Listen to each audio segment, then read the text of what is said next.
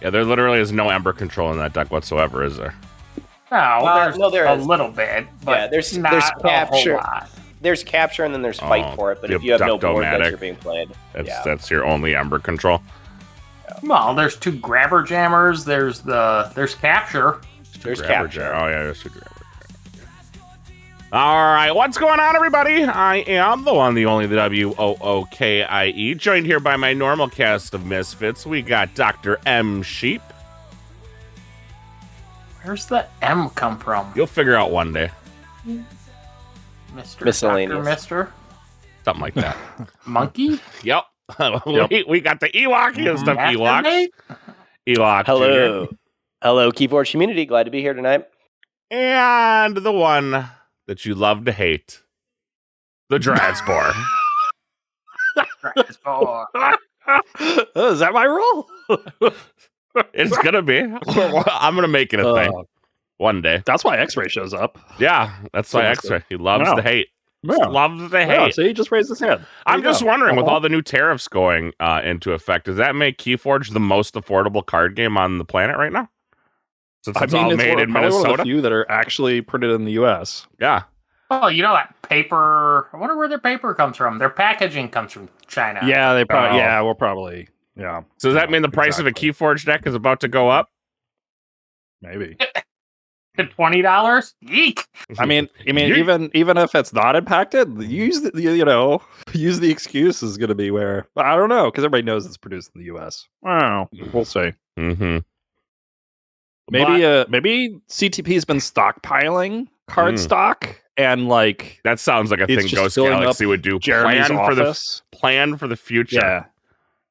And that's why that just screams Ghost Galaxy. Maybe they just got an order for all Pokemon cards to be printed by Artiforge. I don't think so. No? Okay. Gonna go out on a limb and go, No. I mean, it probably is an opportunity for them to try to market that. You should use. Our abnormally high U.S. costs are better now. Yes. Yeah. Okay. But we're going to talk about other stuff. Tons of stuff to go over today. Literally tons of stuff. But first up, we got our Wire Suck a KeyForge moment. And since I see JR highlighted in the sheet, that must mean JR has our Wire Suck a KeyForge moment. JR, why do you suck a KeyForge? Well, so I showed up with a deck, wanting to have some fun. That's not what KeyForge is about, sir. And our good friend DT, and you were like, "Oops." No. Our good friend Chimera brought a deck that has a house enhanced Arcanometer, and I did not have artifact control, and so I still wanted to continue to play this game, and then it was not fun for either of us. I'm sorry, Chimera. So wait, is this the game on Monday that we were? Mm-hmm. Yes, it was. You were playing online that I watched. This is the game that never. You watched is a very, very light phrase here because you checked out so hard. There were lines you were taking forever on your turns. I was like, oh my gosh, let me go watch Sheep and Wookiee play. What? Ewok take forever? I mean, I don't even know what's in his hand, and I've played his whole turn before he plays his first card. I think, and I'm pretty much right on. I think me and Sheep got through a best of 3 before. No, Chimera and I could. Chimera and I could basically keep going back and forth to take each other off of check. And once Arcanometer came, it was just an endless loop to go ahead and keep cycling it back. So there's a Trawler and a Soul Vial on my side, and then Arcanometer. So yeah, we can go ahead and totally just keep cycling and capturing Amber or not generating Amber and losing Amber. It was fun. I would recommend it 0 stars. Do not try again. So, yeah. Why don't you tell the community about what ridiculous thing that you brought? Well, so a deck that I opened from my local store is called Funny Bone. Great name, by the way. Funny Bone is a GR deck that is, again, from our local games universe. So really cool. And it's very much a troll deck because Sheep loves his clock. So it has clocks. And it has Omnipus. So it's a clock Omnipus deck. It's a Puss Clocks deck. And it's so much fun to play. But it is. It is a ton. It really is. I don't know. It's actually brought some joy back into playing. It's a Puss Clocks double Rhea deck. Well, it's double Rhea and double BR Geist. There's actually a lot that's going on with it. Yeah, that Omnipie is going to be on the board. It has a high probability. And so when you think clocks don't really do anything, they don't. And when we look at Omnipus not really doing anything, it really doesn't. And you put them together and it actually does something. It's really funny. But it does not do well with the House Enhanced Arcanometer. You know what it does do? Go to time. No, that's not the deck. That's the pilot. Oh.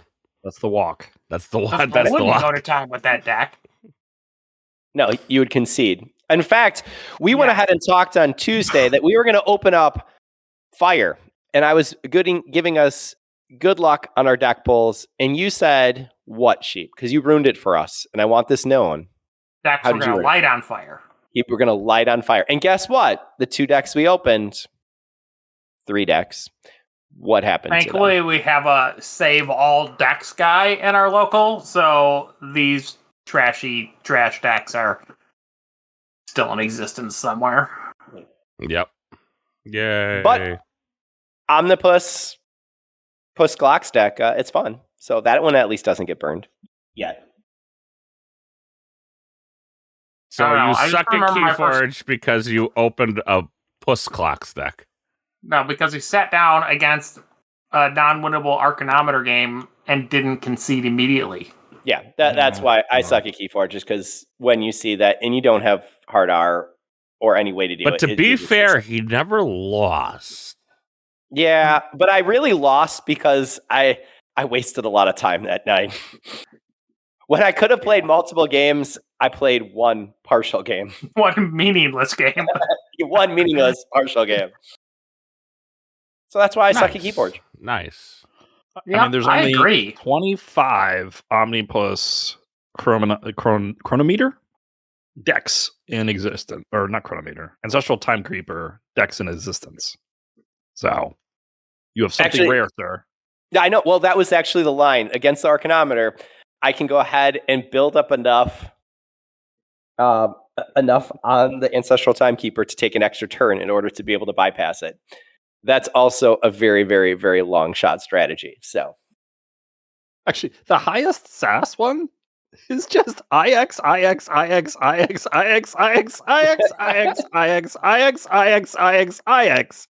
Even Changeling. That is the name of the deck. Nice. I was just about to ask if this was somebody's like special name deck, and that's what they named it for some reason.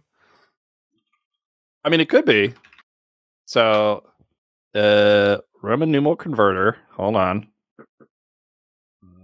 That's just 9999999. Well, that's 90. Well, if you add it together, I don't know. This random number converter is advertising women's underwear to me. I'm gonna close this. I don't want to be like sheep. But I will say, if you find something that's fun, if you find a fun deck, just enjoy it for what it is. Go ahead and troll others, especially in your local game group, and make a night of it. For what it's worth, before we move on to our next segment, for those of you who got the Arby's dice, let me know. Kind of want to set. Arby's dice? Arby's made metal dice. They made a set of dice. They're all metal. And they are Arby's. Well, I type Arby's. How did you get them? There you go. The first suggestion is Arby's dice. Yeah. It doesn't even want me like the restaurant. Who cares? All right, here, I put it in the chat. They were $40. Yep. They're now going for $100 on eBay. Multiple copies. I saw that. Fuckers. Damn scalpers. Wow. It looks like meat. No, it kind of does a little bit. Looks a little bit like stacked. They're clear. They're clear. These are not impressive. No, they're metal. the ones I'm looking at Are they metal? Yeah, they're metal. Yeah. Oh no, these ones look clear. Flamed and forged, crafted with care, all metal dice. Yeah, I've had. You know what metal dice are good for? Damaging everything you roll them on. Yeah, it looks like layered roast beef. Yeah, they're just Norse Foundry dice. Like you can buy Norse Foundry dice at any. But these say Arby's on them, sheep. Yeah. When's the last time you had Arby's? That's not the point. Okay. Purchasing begins at 10 a.m. today. Now, if you said Mountain Dew on them, forget about it. Oh, no, wow. Notice the pair that you guys have, and those are definitely metal, and these are the ones I had were just more clear. Well, Did you click the link? Old poly dice. Oh. No, because they have Arby's on them. So they do have Arby's. These are Arby's limited edition D&D dice set. I mean, totally KeyForge related, but could have got plastic ones. A better choice. Well, all right. Okay. On to something real. You have distracted us like usual, Wookie. Way to go.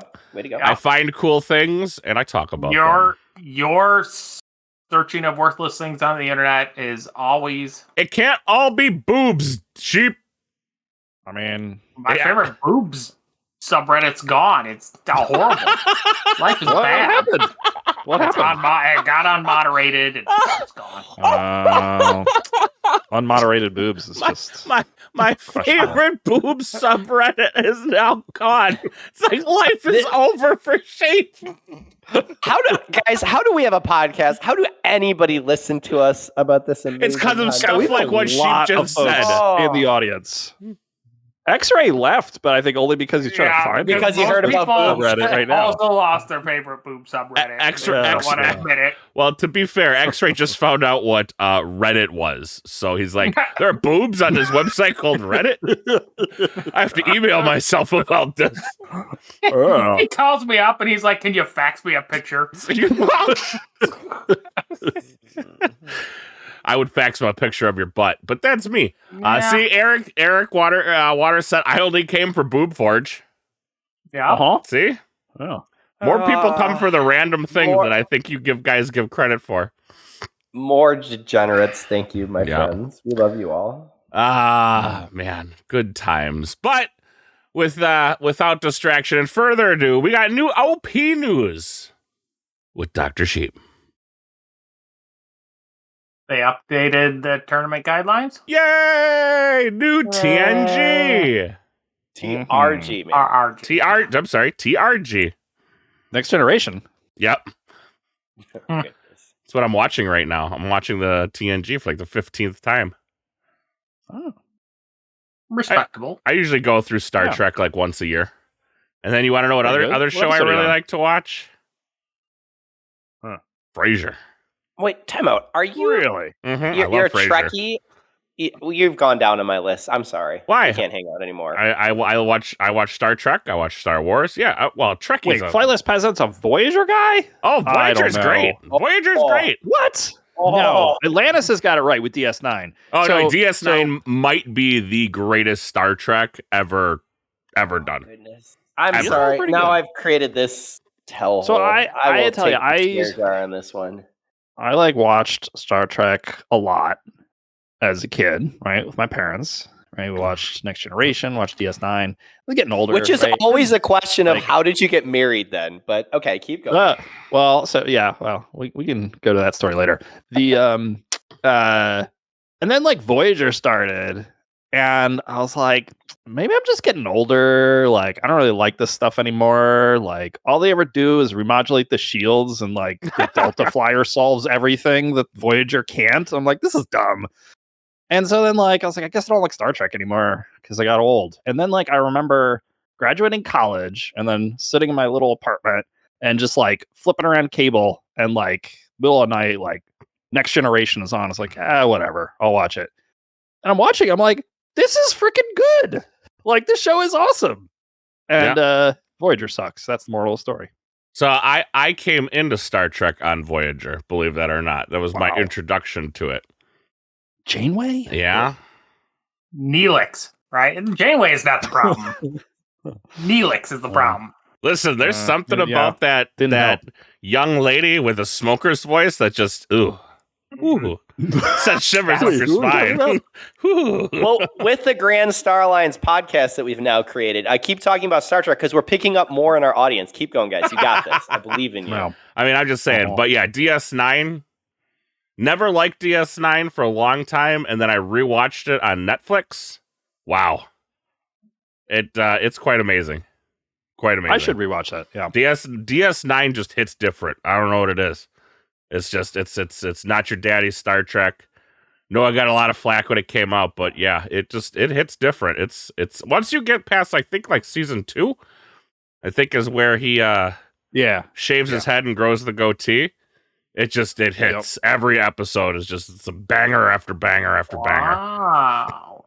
So I'm cruising through this TRG. Mm-hmm. All right. That ahead of time. Thank you, sheep. The interesting things I am seeing is there's tournament structure. Yeah. It says a tournament consists of rules and a process by which the tournament progresses, including match pairings and table assignments. Official KeyForge tournaments are run using playstyle 2LO. Casuals, you can do whatever you want. So does that make store championships not official KeyForge tournaments? Ooh, because those are not run with 2LO because 2LO and 6 players is a wretched plan. You want to hear another fun fact? So qualifying round said you can read more about playstyles 2LO and then it gives you a link. If you click on that link, it's a 404 error. Yes. Cool. Then under Archon, the Archon deck must be complete, unmodified, and presented with its original Archon identity card. Yeah. Okay. So you can't play a clone without the original Archon identity card, which means if you lose the Archon identity clone, the clone deck means nothing. Kind of devalues the whole clone being able to replay stuff. So all of us who shredded all our pointless junk, it's still pointless junk because we don't have original Archon identity cards, except for the few crazy people who kept those. But that's new though. Wookie, you won. I kept all my Archon identity cards. Yeah. That's the only thing out of all that I kept was the Archon card.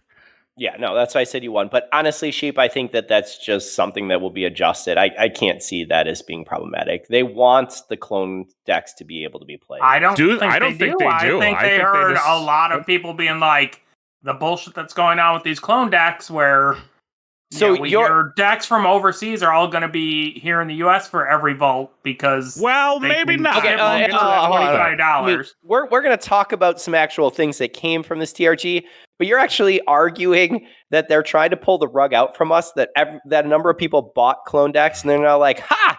Suckers, you gave us money. That sounds like something they would do. Yeah, absolutely. I mean, I can't go ahead and go against you, but man, that would be even low for GG. I'm going to give them the benefit and VM25 are legal. Yeah. Okay, that's great. You guys want to talk about this whole deck Ascension section, huh? Yeah. No. Wait. Go back. Did you just say... He said VM25. I didn't actually read the TRG. Oh, no. I read that. That was my reading for yesterday. See, when you guys are going ahead and watching Star Trek, instead some of us read books and articles, actual literature.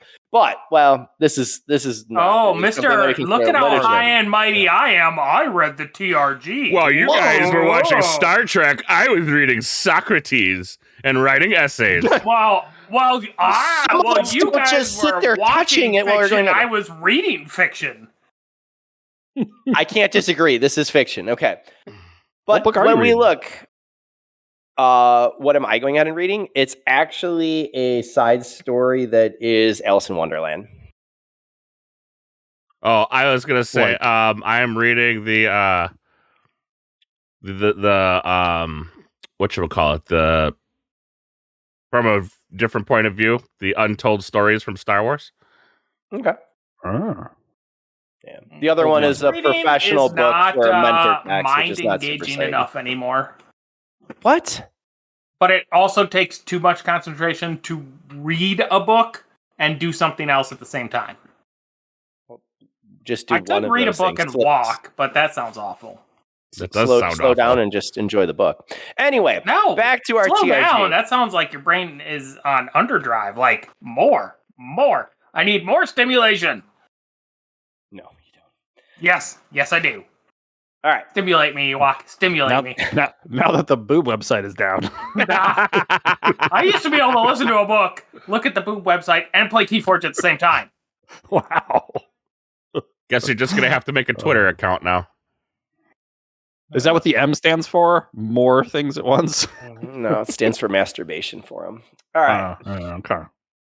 I did like in here our addition for media spectators, so I think that clears up a really nice area. We have a lot of fans and people in the community who are live commentating, and I appreciate that dearly. And so I think it's just something that we've taken, but now it being in the conduct helps too.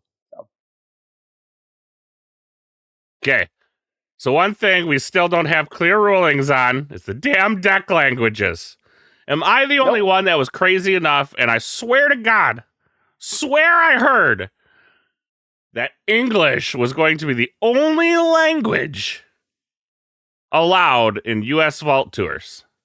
Well, so it was the official language of the country, basically where it was being run. So yes, you're correct in that English is our primary language here, but it has not been put into the TRG, and so apparently that's not an issue. So all of us who went, I did find it says deck languages. The swear jar section. Oh, is that in there? Yeah. What page is that on? Media spectators. Oh. So that's like if we're live streaming, has to be inaudible to the players of the match, must be respectful and refrain from using harsh language. So can't add to the swear jar, which we already knew, right? Well, that's what we do, but now it's official. Making overly critical statements about players' actions or covering topics that are not relevant to the match. So we can't talk about Deep Space Nine on the Ghost Galaxy stream at the darn. Yeah, just wait for Rochester. I actually thought the first line in that second paragraph under media spectators was more important. Dry score. When providing coverage for a match, media may interact with players prior to the commencement of play in a match, but only to gather relevant information for coverage. It does not have anything to do with judge, because there have been a number of times where people have identified misplays and that have been missed by other individuals. And it's so much easier when you're just focused on commentating versus being in the match. My question for this, so media spectators. But it is not specified there, so that's interesting. When providing coverage for when we a screw up, match, you should let us know. No, because the first time I'd actually read it was that you actually can't, but it is still allowing that option. And we want clean play. So if someone makes an honest mistake and it has an impact on the game long term, it is important to be able to, like, you'll see pause, go ahead and let the judge know, and then they can interact. That's what's there. But this is actually usually been what's happening. But, correct. Do they have a media team that they're planning on bringing this in for? Like, so far, all the media has been Josh. I'm sorry, not Josh. Who's been doing all the media? Jeremy. The other J. J&J. Yeah. It's a person or group providing media coverage. This is open to any of us to helping out. So, and I like that. I think that the knowledge base that our community offers is really important to growing this game and being able to provide better, engaging media. Yeah, because Jeremy don't know shit about this game, but he knows a lot about the Nintendo Wii 2. Switch. Just announced today. Oh, sorry. Switch 2. My bad. Switch 2. It has been announced before, but yes, there's new information today. Well, the pricing and all of the goodness. Yeah. Again, we all have our own skill set, so I think utilize individuals who have the background and can identify what the cards are from their play. What else do we find? Anything else interesting from this before we move on to the big news? Special accommodations was minor, but we did see some issues. Ewok gets more time now. That is not what the special accommodation is for. Oh, yours doesn't have the little asterisks at the bottom? I have no problem. Mine does. Opponents of Ewoks will get more time. I read that. They clarified on electronic devices, so going ahead and basically you can use it for KeyForge Master Vault, but no third party. We had seen that, but that's actually in here more officially now. I thought they did a lot more on the official tournament structure, which Sheep was talking about earlier, and specifically actually listing your top cut. So that was interesting when you're talking suggested top cut sizes. I thought was pretty fun. So I'm hopeful. Boys and girls, let's get to 129 players, and that means there's a top 16 for day 2, right? That's how we're reading it. That would be awesome. Depends on time and flights, but we'll see. But the big news coming out of this, Deck Ascension. Deck Ascension can be what? Okay. Are we done gasping? Finally, thank you. Deck Ascension can be succinctly described as a deck utilized in Archon or Alliance tournaments that enables player to qualify for the World Championships, will be marked as Ascended for the season, along with decks that achieve first place. Ascended. What? All right. Along with deck that achieves first place, regardless of whether the player qualified in a prior tournament. Comprehensive rules are in the TNG update. But the highlights are as follows. Decks that place first at a Vault Tour or National Championships and the Archon or Alliance will be Ascended. Deck that qualifies a player for the World Championships or a Vault Tour or National Championships will ascend regardless of placement. Every Vault Tour or National Championship tournament in 2025 will qualify the first and second player. So often, that means that the second place deck will ascend. Qualifications that pass down count. So it's possible for 4th through 8th place decks to ascend. Invite passing stops at 8th place. That's kind of something new, I guess. I don't know if we've ever gotten that far, but it cuts off. Has it ever got outside the top 4? I think it has. I want to say it has. Has it? I want to say it has. That first year, I think it did. Ascended decks cannot be used at Vault Tour or National Championship tournaments for the remainder of 2025 in both Archon and Alliance formats. Ascended decks cannot be used at the 2025 World Championships or 2025 Open tournaments at KeyForge Celebration. A list of Ascended decks will appear on the brand new page, the Hall of the Ascended. A special deck accolade will be assigned to Ascended decks to make distinguishing them in the Master Vault easier. It should be mentioned that Sealed is not included on purpose. We view opening a great Sealed deck for use in later Archon or Alliance tournament as part of the essential magic of KeyForge. Also, these decks already can be used in another Sealed tournament. Also, they can't be used in another Sealed tournament because of the very nature of how Sealed works. Bada boom. So. All right. So for our, I believe, Sheep, you were at the Canadian Nationals 2 years ago, and that was the longest that we saw the pass down, and I believe that was 4th. I don't think it went to 5th. But that would be the only one in question. Okay. So, Wookie, you were asking about that. All right. Okay. Back to things that actually matter. Wasn't even 4th. I think it was 3rd. But I'm not certain at this point. That's irregardless now, because now Deck Ascension is here. I don't know who we want to start with. Maybe we start with the one who actually might have the chance to get a Deck Ascended, Dr. Sheep. So I actually think that belongs to Drasbor, but yeah. So Josh says Italy went to 5th, so that there was a 5th. Go ahead. Okay.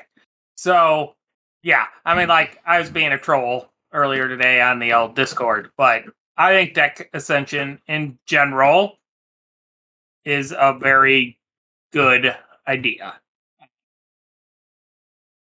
It already felt in the last year or two that it wasn't super stagnant, but there were definitely a handful of decks, me being one of them, or owning one of them, that you see making top 8 at over half of the vaults, right? Run in a year, let alone just in the US. And with clones becoming a thing and those decks being available everywhere, that was only potentially going to get worse. So I think it is important. I don't know if it actually really... I mean, it makes a little bit of an impact, but I also know several of the players who are likely to win a vault next season have more than one viable deck. So, like in some ways, I know I feel impacted more than the next, because if I manage to qualify with Fraud again, I don't have another deck to play, right? I don't have anything else that's anywhere near that quality. But I think Ascension's fine. I'm ready for it. There was some talk about how World's deck should be permanently ascended out, and that I have a problem with. But that's not a reality, so... I think all first and second place decks should be permanently ascended out. Well, I think you're an idiot. Out of Vault? Yes, yes. It's 10 that's deck, it. You play it once. You just won a Vault with it. Sure. Or took second. You did not win. The prizing you get for winning doesn't equal a quality deck. To lose your best deck forever, and then you don't... What do you get for that? The ability to have to go acquire another one? That's garbage. Time out, Sheep. Are you telling me that the prize support offered for second is not good for quality? Is that? Oh, it isn't good for something to be permanently taken away. Our current cost into the event is, in my opinion, fairly low comparatively. The quality of the prizes are fine. Not good, but fine. But if you start permanently taking stuff away from people, no, the prize quality is terrible. So you telling me, Sheep, that you go to these events just for the prizes? No. We're not talking that. No, I go to these events for many other things. Sure. And Sheep. Permanently losing a deck's availability to be played forever changes the equation, regardless of if you're an idiot like me and spent a bunch of money. Yeah, it's a KeyForge economy. Most people still, even if they have opened collections, only have one really good deck, and to lose that, your interest in well, then I'm done with vaults for the season because I got nothing else to play. And then you also you don't want... You've killed the secondary market because you only get to win with the deck once, and the value of what you win is a joke when you think about a deck going away permanently. It goes away for the season, it goes away for the season. That doesn't really bother me, but a permanency removal is a very bad idea. So now we just have the same decks win over and over once a year. But that's already not really happened. Yeah, there's only a few that you see a whole ton, right? And I don't know, I do wonder for folks that only have one real deck, right? Now, Sheep, you're an example.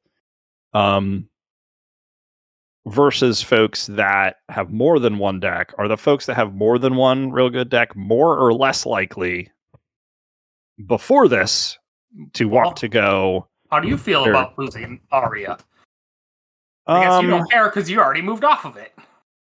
Well, only because I got so close so many times. I still think it's my best deck. Hold on. Wookiee has to win with it or play second for him to lose it.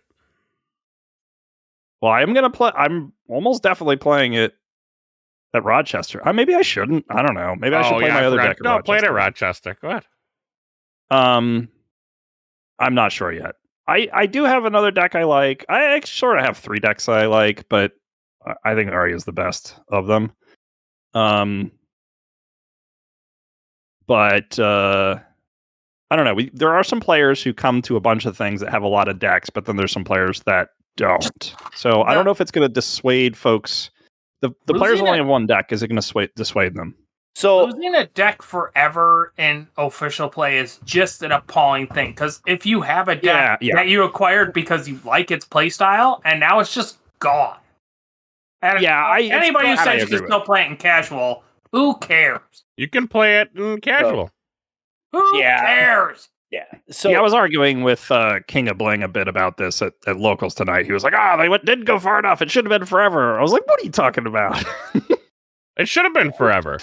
Yeah, this is a lot of people who don't really think they're going to win with the deck, and they want to see other people's toys taken away. That's what that thought is. No, I do what it is. I'm tired of seeing the same decks over and over, and you're still going to see what they did doesn't solve the problem. It just makes it now a once a year thing as opposed to a multiple times a year thing. Now I don't name decks that have truly just dominated anything. So this was actually part of what I'd looked at, the idea of FFG versus GG. If we look at FFG, I did not necessarily see this as an issue. I saw a lot of the same top players. I did see a couple decks. I think with GG, technically you saw Nova's deck, which was extremely well piloted, carry multiple times. That was only carried. That was carried by a pilot. Correct, but you also see then Fraud fell with multiple different pilots going ahead and taking it farther. Well, I have no problem with it being put out after event, but I don't have a problem with it qualifying somebody again next year. I actually think that how they handled it was very, very well with the once a year. But what I want to talk about here is I think I've seen a difference. I've seen a difference with GG. And the honest truth is, I think this is the best bet. One, we've been asking for this for a while, so thank you, GG, for actually putting it into effect. This is something that needed to happen for Archon and for Alliance. Seeing multiple players qualify under one deck, it became problematic. So potentially you could make the argument the first year with Ooze going ahead and multiple people being able to play it. You can talk about Bandola for last year going ahead and qualifying multiple individuals. Those are decks that stand out, that they are a 0.001%. And that's really what we're looking at. Some things that jump out to me, it feels maybe a little bad if I'm trying to argue on the one side, because there was a comments of Evergreen with KeyForge. I think that we're honestly past that point. I would argue long ago, we wanted Evergreen. But the thing that left with Evergreen once GG picked up is that I don't see balanced sets anymore. So you have this need for power creep in any individual game. How that is done is mechanically, but I don't see the time and intention putting into the sets to make them so that they are balanced with those mechanisms and the card pool. And so I've seen such a wide swing in the GG sets. That's the honest truth. I've seen a huge increase in power, and I've seen a wide swing in where that range of decks is. It can be great for sealed. It can be awful for sealed. But right now, Sheep, you and I were even talking on Tuesday as I was heading down to the local. Like, Archon right now is, it kind of leaves a bad taste in my mouth. Like, we had thrown out just a general idea.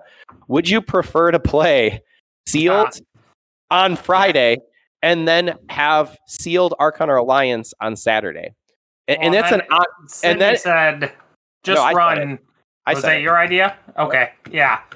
No, Sydney just really liked it. That's what it was. I went ahead and said, why don't we put sealed and Archon on one day and sealed and Alliance on the other? So here's your Friday, Saturday. So one is sealed Archon, one is sealed Alliance. And I think that you'd see a high increase in people playing sealed. And by that, he means a sealed tournament and the Archon tournament. Run simultaneously. On Friday, and then on Saturday, a sealed tournament, and separately, the Alliance tournament run. So, no one would play Alliance.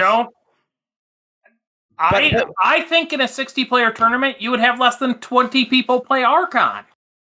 And so that's really where the question is. Given the choice to just run sealed again. Correct. So sealed is the bread and butter of this game. It's a great experience. Anyone feels that they can win the lottery and open a great deck, but yet you still have skill that's showing up from the pilots. And that we can see when you see multiple individuals placing consistently in the top 8. So I like that aspect. I think sealed is where this game shines. I thought you were saying like sealed Archon, like that's why I was get 3, pick 1, and then sealed alliance, where it's get 3, alliance them. That you could also run both of those if you were to run the event. Well, that could be fun. So you could do sealed Archon, right? Like we talked, like it would be buy 3, pick 1, and then also have Archon that same day, and then you could have sealed alliance where you're running alliance, and then also sealed alliance and Archon versus sealed Archon and alliance. Yeah, and then sealed alliance, right? You could alliance your decks one day. And then you could always do alliance if you wanted, right. Or always do Archon if that was your thing. So, I think, if I went to 5 Vault Tours a year, at some point I wouldn't want to play double sealed. But if I only went to 1 or 2, I would play sealed until I got a world invite, and then I would go, well, maybe I'll try for one of these other events. Right. So keep that in mind that some very competitive players lean towards that. That shows kind of where the game is at for Archon and Alliance right now, both in player pool and kind of the type of player pool. Correct.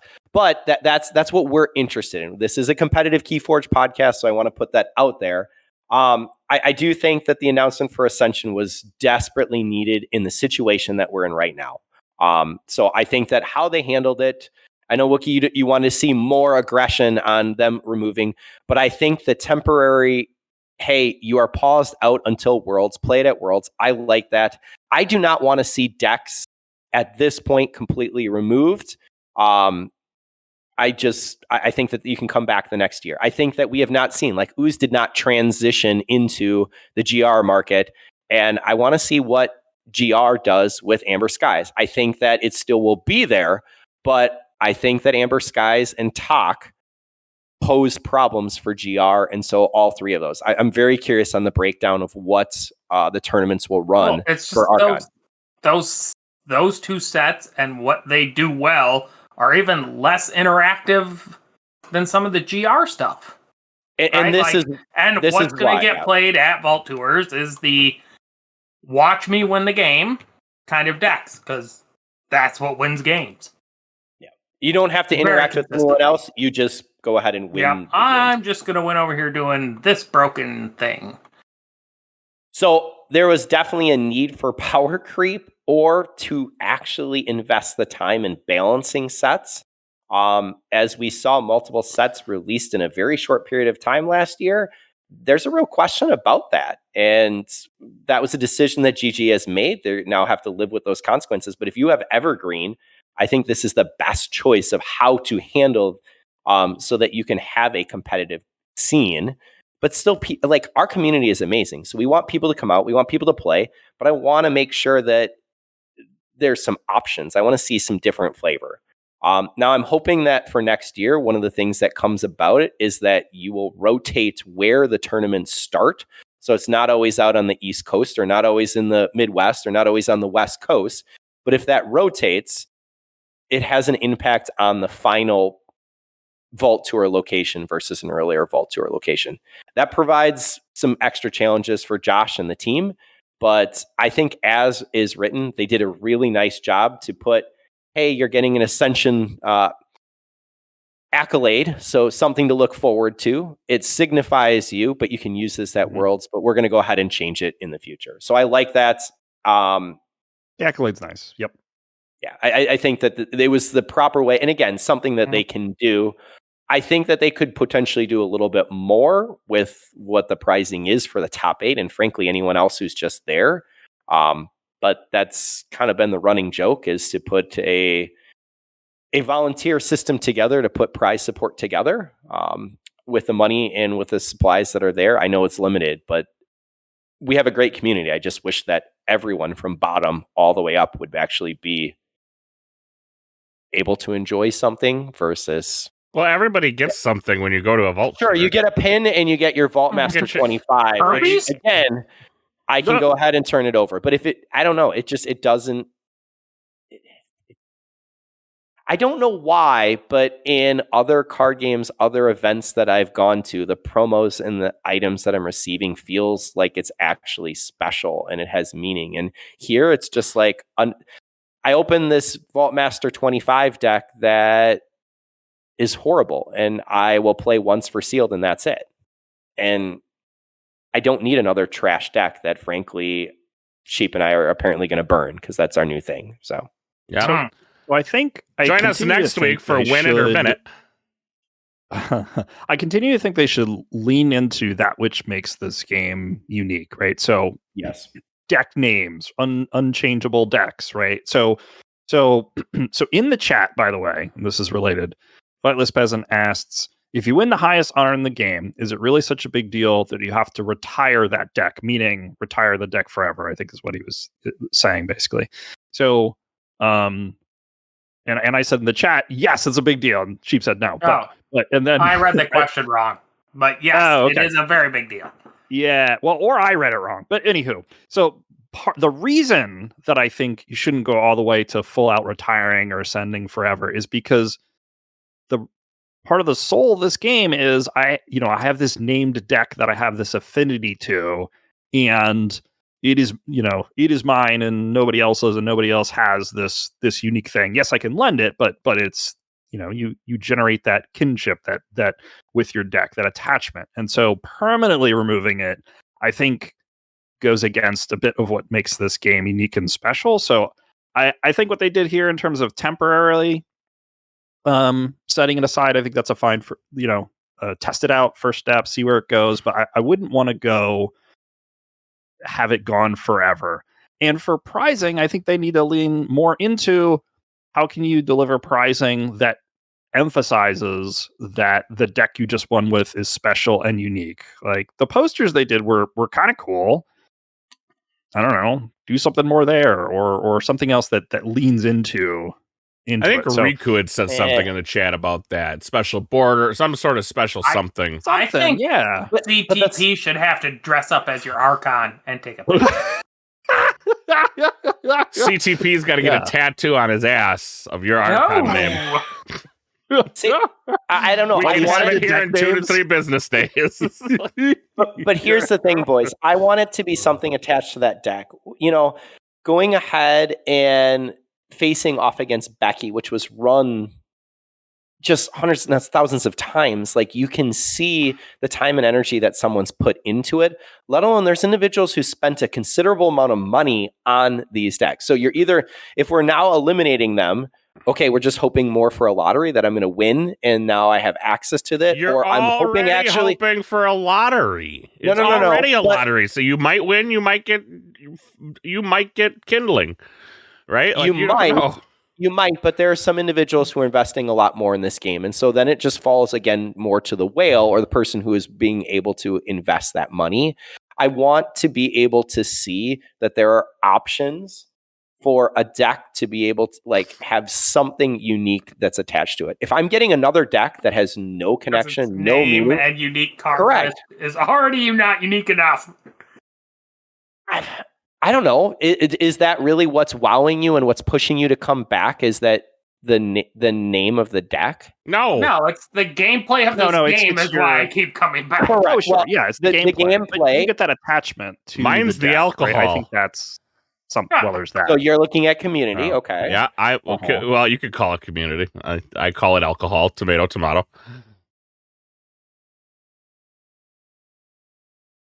I don't know.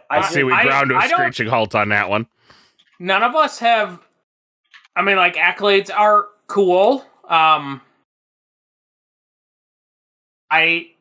personally, the thing I try to collect more than anything else are the short print semi-unique pins you can get. Why? Just cause? They have no value. I don't take them anywhere. I don't show them to people much anymore. But I don't know. I like the physical gitch of that better than the thing with accolades, because they haven't, whether they do it or not, they haven't also implemented that thing where your player player profile earns the accolade too. Because to show somebody all the accolades I've gotten is here, look at this list of 17 different decks with random accolades, and you're like, yeah, I'm not going to click through more than one of those. So even all going of it on my player profile, and I'd be like, look at all the shit I've done. Yeah, I want so many accolades that you can't even see the art anymore. But like, what is that under there? Is that? But I think these cards don't need art. But I think Sheep's onto something where if it's attached to the individual player, it holds more value there, and you can point to that deck or link to it. To be honest, when I have all of my decks that have different treatments, I have them on the wall over on the side. I started to pull them out because I'm like, I got to do something with it. But I put a whole bunch of them just in with the sets because they really don't mean anything. I open it up, I'm like, oh, it's a trash deck. Yeah, no, so I keep one of each special print, and the rest of it can all go right in the. That's what I did. The same shredder bin as everything else. Yeah, I kept one of each special. I know, but I kept one of each. But outside of that, like once you've had it, it doesn't matter anymore. Same with our mats. Matt was great at first, but I don't need 50 mats. I'm worried. I was a pin person early on. I'm worried that the pins are going to do the same thing. So my thing is, I think that Josh is in a real pickle here because what do you provide for support when your game is limited? Every game is you just win more junk you don't need. Yes, but it feels like these items are. No, that's not true. It feels even worse. I don't know. I also like. I never sold anything I won in any game, so it's always been just more junk I don't need. Well, that's because I don't know. That's because I'm not monetarily motivated. I don't care about the money. Right. Yeah. But every other game, when you win stuff, a lot of games do have cash prizes, so that's a thing. Not that many games have cash prizes. Even today, that idea for cash prize was thrown boring. out. No, but you say boring, but even here, I think something of $500 is better. Like when people are looking at their decks, it can't be here's 12 decks or here's 3 decks or here's 6. Like it's got to be a case. For what you're losing right now, and the theory of it being a loss is abysmal. You are not going to replace 1/10 of the value whether you open the deck or not. Right? Like that's not happening with current pricing. So that is the reason why I think that we cannot do permanent bans. You can't, when you've invested the time, the energy, the money into a deck, we cannot just go ahead and toss it because, well, it won an event.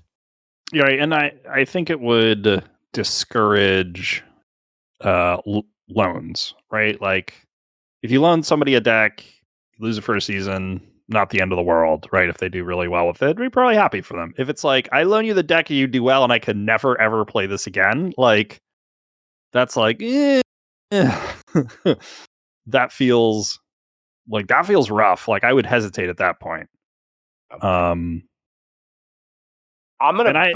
think the loaning of decks is cool. I get that Bandola was loaned many a times and won 3 times, right? Or at least qualified 3 times. And that's what they're trying to go at. And so I get that. I agree with that. But I think the general concept of, hey, you got folks who've got a whole bunch of decks and let's, loan them out amongst friends, teammates, randos. I think that's a cool part of, a cool part of the game. Yeah. I AC chat over here on the side for a live show. Josh, I see what you're saying with most games throw a play set of cards at you that cost them 10 cents. Let's be real. I disagree about that. I think the box, yes, it is going to cost them minimal, but then think about how little you're giving us if we're giving us a 1 box of Vault Master. Like, that is pathetic versus an absolute case. Say Fab does cash. Fab actually came out after KeyForge. I think that the idea for KeyForge and cash was just too much for the player base at that time, and that's where the real idea is. We can't be going for $5,000, but you can put out, here's 500, and that's a much more sustainable amount. So the amounts really needed to be looked at, in my opinion.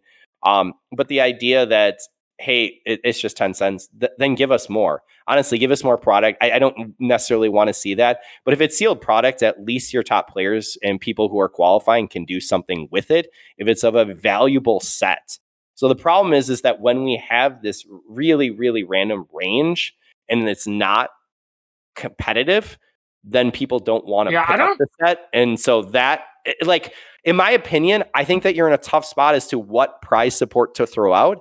But I still like the silly idea from long ago of a selection. So I know that we've talked about, hey, here's the wall to choose from. But the idea is that there's choice. And so if someone wants a bag or a t-shirt from long ago with FFG, guess what? They got it. And we don't have the overhead to do that anymore. But the idea is that they could select Are you something. kidding me? Well, I'm still getting shit from 2019. But they can do... Dev is telling people that making up lies about the 19 on shit. But the short answer is that by allowing choice, people can choose what they want. So if Sheep wants a pin and I want a deck, guess what? Both of us are happy. And right now that's missing because here it is. And frankly, just going to everyone who places in one. All that choice is which is why I said that it is not something they can do at this point. But the short answer is then put in for your game found if that's what we're going to continue to run. Go ahead. Here is the money that is set aside just for OP. I'm curious to see who would go ahead and support that. We have Keychain on the other side, but the community, frankly, has done more to support this game that I have seen. We have a phenomenal community. Lean and keep thinking of using the ideas. Don't just keep stealing from us, but let's use things that will attract more people. What? Wait, what? But right now, are we having items that are attracting more people to our game? Is there marketing? Is there any way to be able to reach out? If we're competing, I have no idea where this rant is going right now. It's the same that's there. Let's ascend this rant. Yes.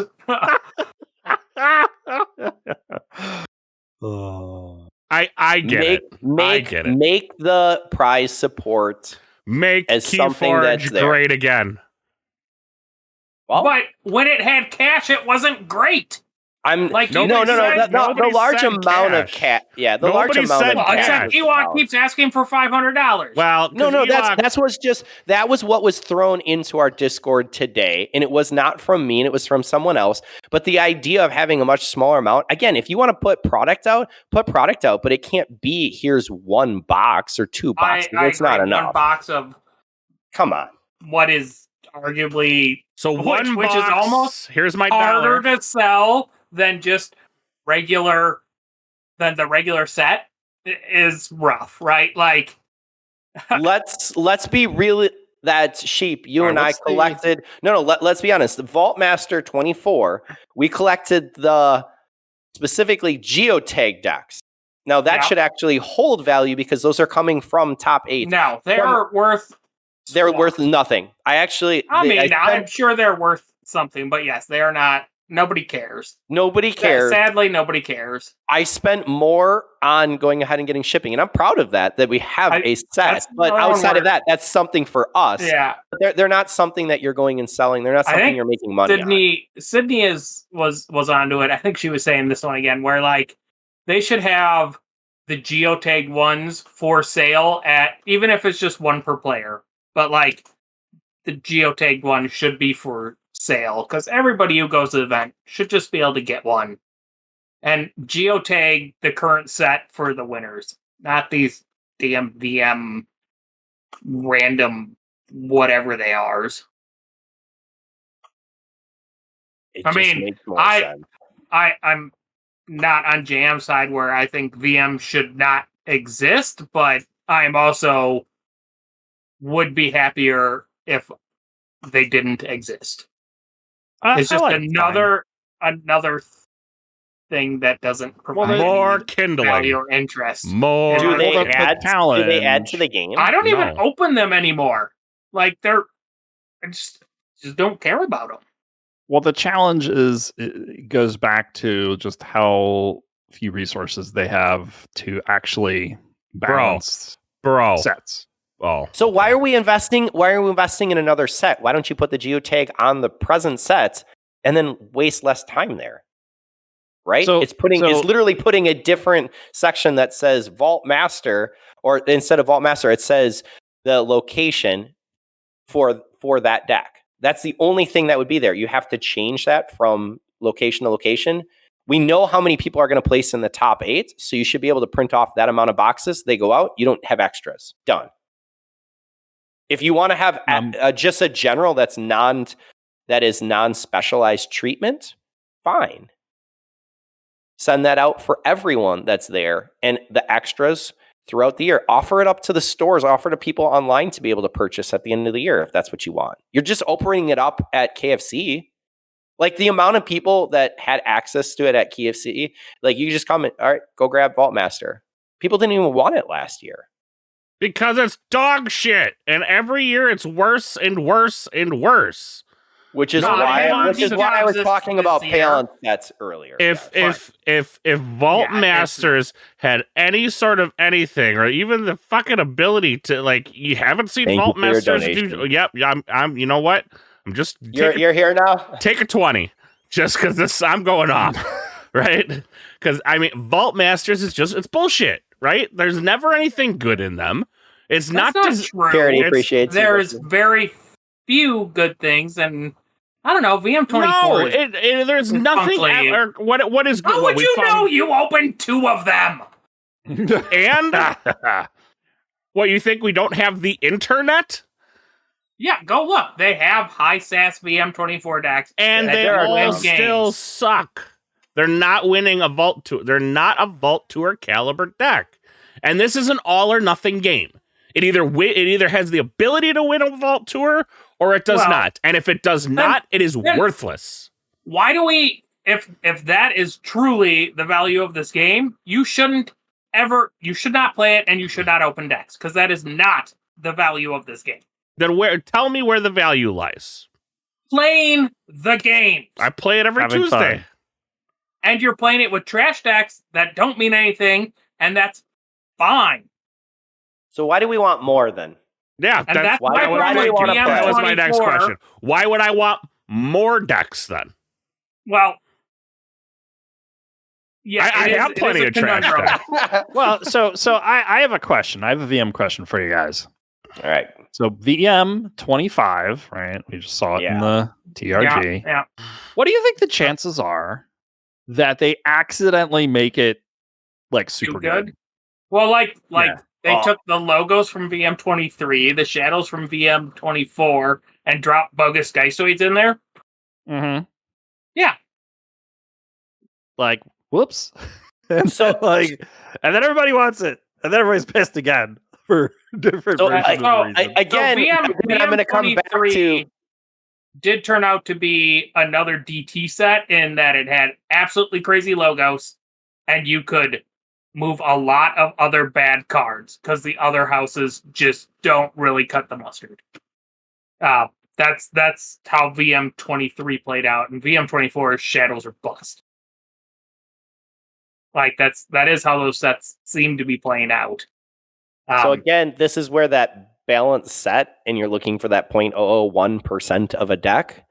Sure, there's going to be something. There's going to be something there, but it just seems as a money grab for GG again. Something else here. Just spend a little bit money more. Is okay for a company that's for profit. Like that seems to be what they want to do. Yes, but you have to have people to buy the shit. I agree, and this group is not a group that buys many. So we don't have any, but they clearly have done enough that they think it's worth doing again. We're just here because people buy pushing it. That. Let's not. Well, fine. I have no problem with them making it and selling it. I don't want them to give it to me as prizes if I do well. That's all I'm saying. What do you want? What do you want? I would rather take the current set for sure, the current regular set than the VM set. I just like. I am not that attracted to their extra sets. So my question then comes, Wookie, if instead of VM, if that VM25 ended up being at spice level that was comparable to GR, are you now interested in it? Yes. And so that's what I see driving you here. But I think the people who are international and people who have less access to the number of vaults that we have, it becomes a real problem in their argument of, I don't see VMs as ever being something that's going to be super spicy. And for that reason, I hope they put it up, but that I think is a problem all by itself. And I think it's a waste of time that we should just invest in balancing the sets that are coming out. Don't throw me, here is my Discovery set, here's my Vault Master set, here's my Tech set. Like, just focus on it. Focus on what you're going to do and do a good job with them so that there is a slight increase in power, but we're going to have a higher threshold of decks that are just are good. I mean, like, I really think they should turn up the gas on the prizes to, especially if they're going to keep them at the number of boxes they're giving away now, to where it's like, current set has geotag and whatever the special version they gave away in GameFound was. Guaranteed Gigantic, guaranteed Anomaly, guaranteed Sky Beast, whatever, right? Because that's cool. It's been pretty well proven at this point that turning that knob up isn't creating, like, that's not like a guaranteed way they're going to get a competitive deck. I think there is the ability, and I know Wookiee would vote for it and be like, yes, let's have that now, the ability to turn that knob too far, right? Where you'd be like, and you can pick your houses, and you can name a common you're going to have in every deck, right? And then you're pushing it, you're taking away the randomness of the generator too much, and you're losing what KeyForge is. Too much hands from GG to work on it. You need something that I can go ahead and... But they already have the code to do this auto-generation stuff. Yeah, it's still... So that's what I'm saying. But, like, I think the prizes for competing especially, I mean, like, I don't mind winning decks, but it does need to be turned up because the decks don't equate to much. The decks are just too random. That's KeyForge. That is KeyForge. But, like, and if you take the randomness of KeyForge away, then you're playing, like, Broken Menagerie. Well, hold on. Right. Like, but if we're only throwing out, here's 24 decks for going ahead and making it all the way to that top spot, that is so challenging to be able to do. If you have the same gauntlet that you're going through in, let's use Lorcana or Stars Minis or like any of the other games that we've played, there's more product that's available. It is more than 2 boxes. Like your top players in your top 8 are getting a deck book and a guaranteed Spectre deck or whatever. Yeah. I mean, Morgan here, second and sealed open was 1 box. Like, it is LOL. It is laughable because box, that shouldn't which be. Is GG value of $50. According to maybe $60. See, but I think GG value, not MSRP. Sure, but what it actually costs. GG but that's fine. But this is and tell me if I'm wrong, because I don't think I'm crazy on this. When I go to a vault tour and say I win, I know, long shot, y'all can laugh, but I'll target all you next week. I want something I can go back to my LGS and say, number one, yeah, I went to that sweet vault tour. Yeah, I did really good. I have this item that says I'm special. I want something that says I'm better than you, and it allows me to show it off. You get a 1-of-1 playmat if you win an event. A 1-of-1? Yeah, there's only one Archon champion playmat Vegas made for that year. Okay. I'm not saying it's good. I'm just saying it does exist. You get that, and then you get your trophy. Unless you were in Roadkill last year. Well, you're not carrying around your trophy unless you do. Well, I don't know. Maybe you do. That's a choice you make. I guess. But like, why can't I have having special... all 3 trophies and all 3 colors are your new keys? It is the way of the good. Why can't I have special Vault Tour Ember, special Vault Tour this token, that token? Yep, we have definitely agreed here that we think tokens that represent where they came from would be a Doesn't even have to be that thing. special. It doesn't have to be that specialized. It could just say it's just vault acrylic tour. tokens that's there. So stamped with the individual location would be something. Even just color. All right. Yep. So and you have to what explain about where this? you got it from. But So they're doing this Ember now, right? And the metal maybe Ember. You're the only one. Yeah, maybe it'll be. Yes, maybe it'll be cool. I don't know. We'll see. I'll let you know when I get my order. So what if they gave you Ember with the names of the location? One side says Rochester, the other side it says 25. See, here's the deal. I'm trying to make this not expensive for them. You start getting into customization and shit like that, it gets pricey. Yeah. Right? So it doesn't even have to be like 25 Rochester, blah blah blah. It can just say Vault Tour. That's it. Super. It's not. You can mass produce them, right? So where you can make a bunch. Anything you're gonna bring by home. It's like fine. I mean, we had the little.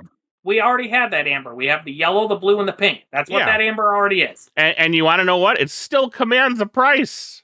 People still buy that shit. Still use it, right? Crazy, right? Or it's our B amber, like when you've run out of your. I've run out of my pink discs. Now I need to move back. Yes. But that's the absolutely thing. Like those amber. Yeah, those amber are good, and you use amber every game of KeyForge. We've touched on that several times. That we think everybody would enjoy that again. You know what they need? They need to partner with Jebson's and give us a special edition of Malort. Yeah. KeyForge Malort. That is what we need. Josh, get on this. I think they could get sponsored, right? Let's get some. Yeah, Bromnar flavored. Made with real Bromnars. Oh, could you? Keylord, exactly. I mean, we are definitely going to drink, a buttery niffle at one of these events. That will be hard. Like, just lean into us boozy, ridiculous people, right? Get like that. So what I'm hearing is that let's be honest. What I hear is that you want a barrel or a special liqueur over on the side for the vault. Got it. Yes. Yeah. Yes. Give me. Hey, what kind of bottle you like? I like Jägermeister. Here's a 175 Jägermeister. Congrats on your win today. Smack on the ass from Josh, and I'm happy as a clam. All right, Wookie. If you win a vault tour, you're gonna get smacked on the bum. Josh is gonna buy me. Okay, no, actually, basically, you can pick any 175 you want because that's already gonna be cheap because nothing good comes in a 175, and it may not be in front of everybody. And we'll smack you on the ass. But we will get Josh to smack you on the ass. Perfect. Yeah. I might have to buy him a 175 too. But let's be honest. He may have to drink that before he goes out and touches you. But whatever. My dream for KeyForge is to be sexually harassed by a member of Ghost Galaxies. I mean, it's good to have dreams. Yeah. Aspirations. I mean, I hear Janet's easy. That's what I hear too. Wow, how did we get on this? We're talking about prizing, and all I want is a bottle of liquor and to be sexually harassed. I just need somebody to scratch my beard and call me pretty. That's all I want. I mean, Ghostbuster Girl tried, and you turned her down. Well, you gotta put your flamingo shirt back on. You are a confusing man. That was a terrifying experience. With that, we're all excited for Deck Ascension. And when Josh tries to scratch your beard, it's going to be less terrifying? Yeah, probably. No, Kirkman, I need to be right now. Yeah, I mean, I didn't know Ghostbuster Girl. And, that's another story for another day. We'll go through that. We have talked about this story. Another story? Well, I'm just saying, like, I've never had a woman come on to me that strongly before and didn't try to get into my wallet. That's all I'm saying. Are we going for keychains next, or is that next week? That's next week. You want to do keychains next week? All right. We do need to go into the new news real quick from GameFound.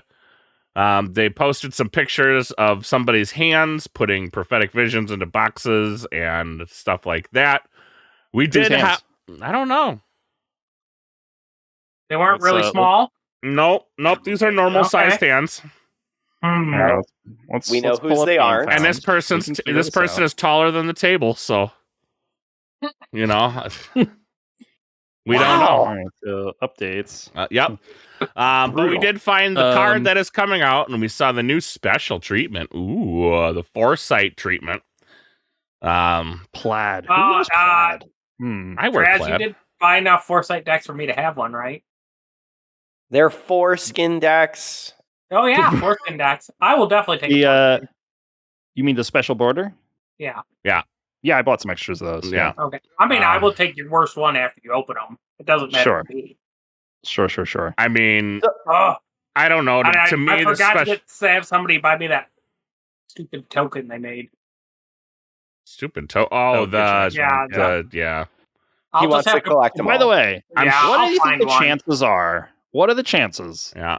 That pretty good. This has taken a little extra time to get prosthetic visions out there, and they haven't said anything. Well, I guess they said something, but they definitely haven't showed us any pictures of Crucible Clash. So what's the chances they took a little extra time to try to balance them a little bit? Slim to none. Again, why are we trying What do you mean by balance them? Like, make them all fit in a box? Because that's the only kind of balance they do anymore.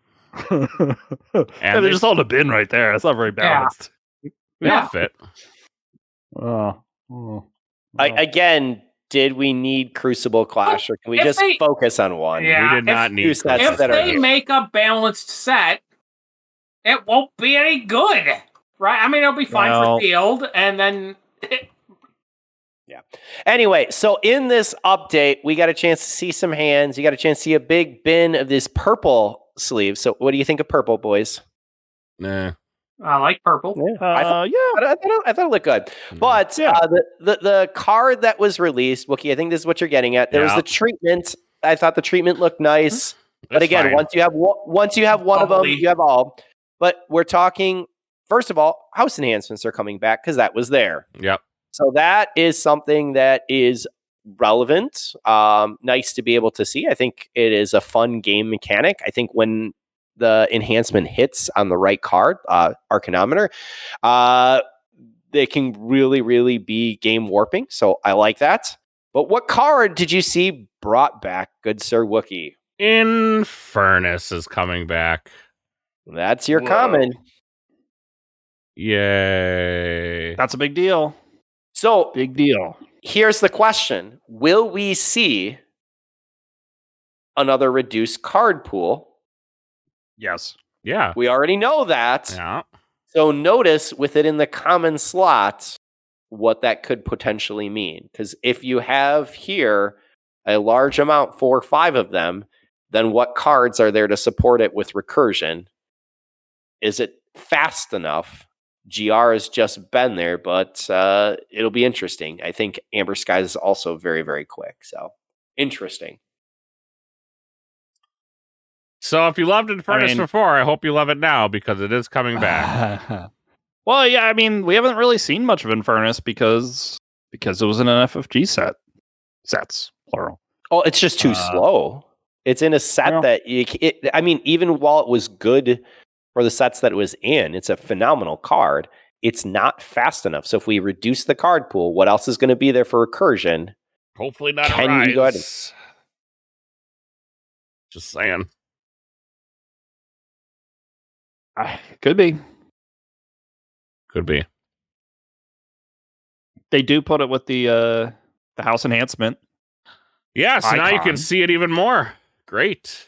Yeah. Awesome. And but this is the first time, I think, right, that we knew for sure that house enhancement cards are in set, right? Not just legacy, like you can have in talk, but but I assume this means you can legit have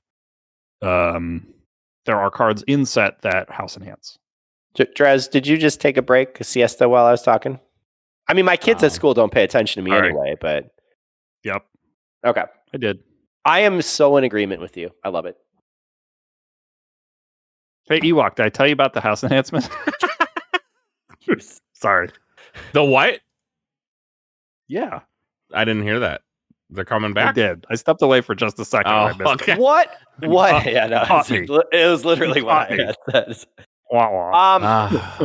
Well, I guess this house enhancement that was shown on here, and I know it was already in set, but that's a little wah-wah. Oh, redemption. Did you hear about the house enhancement? Yeah, redemption. The what? The what? What did you say? There's what? House enhancement. Oh my goodness. This zoomed in picture of the Infernus. Like, I don't know if I've actually looked at him. This zoomed in, like he's an ugly piece of shit. Look at him. He's like, thank you for a donation. He's a demon. What did you want?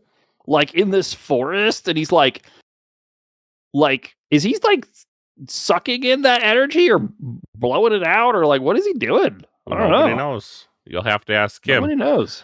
But that's going to do it for us this week. Let us know what you guys think of the new Ascension policy down below. Also, let us know what you think about at least Infernus coming back. Next week, we're going to go over something pretty cool. Pretty cool. I think it's cool. I think you will too. We'll talk more about it next week. I almost started getting into it, and I had to stop myself. Stop yourself. I had to stop myself. We are at time. It has been a time. We've had a great time with all you guys tonight. Thank you guys so much for coming out and listening. If you're going to Rochester, let us know. Drez, you're going to Rochester, right? That's right. Yeah. When is Rochester? It's only beginning of the month or mid-month? It's end of the month. End of the month, okay. Flightless so it's going to Rochester. 25th, 26th, 27th, right? All right. So of April. If you're going to Rochester, let us know. But with that being said, we will see you all next week. Happy forging, everyone. May the forge be with you. While ancient Archons make their call.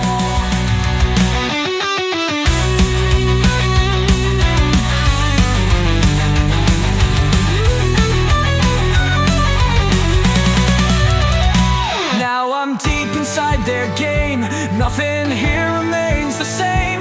Each card holds a different key to what these masters help me see. In this corner of time and space, where reality shifts its face. Down at the corner where